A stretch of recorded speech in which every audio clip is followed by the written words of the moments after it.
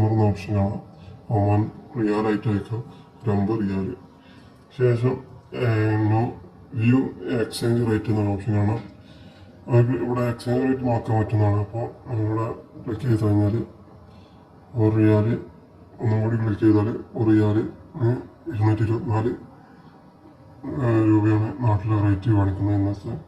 ശേഷം താഴെ വന്നു കഴിഞ്ഞാൽ റീമാർക്സ് ഇവിടെ നിങ്ങൾക്ക് എന്തെങ്കിലും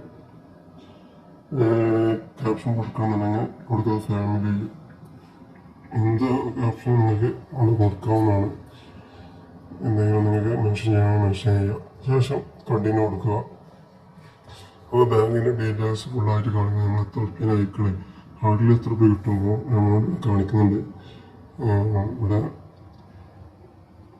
11,200 11,200 രൂപയാണ് കാണിക്കുന്നത്. നാട്ടിൽ 50 റിയാൽ 11,200.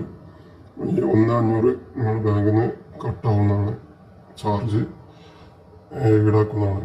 1,500. ഓക്കെ, കൺഫേം കൊടുത്തു കഴിഞ്ഞാൽ നിങ്ങൾ ബാങ്കിൽ നിന്ന് പേയ്മെൻറ്റ് നാട്ടിലേക്ക് പോകുന്നതാണ്. ഒരു 15 to 10 മിനിറ്റിനുള്ളിൽ നിങ്ങളുടെ അക്കൗണ്ടിലേക്ക് കയറുന്നതാണ് നാട്ടിൽ. ഇങ്ങനെയാണ് ബാങ്ക് ബാസ്ക്കറ്റ് വഴി നാട്ടിലേക്ക് പേയ്മെൻറ്റ് അയക്കുന്ന രീതി. Okay, thank you for watching. Please video like ചെയ്യുക, സബ്സ്ക്രൈബ് ചെയ്യുക, സപ്പോർട്ട് ചെയ്യുക.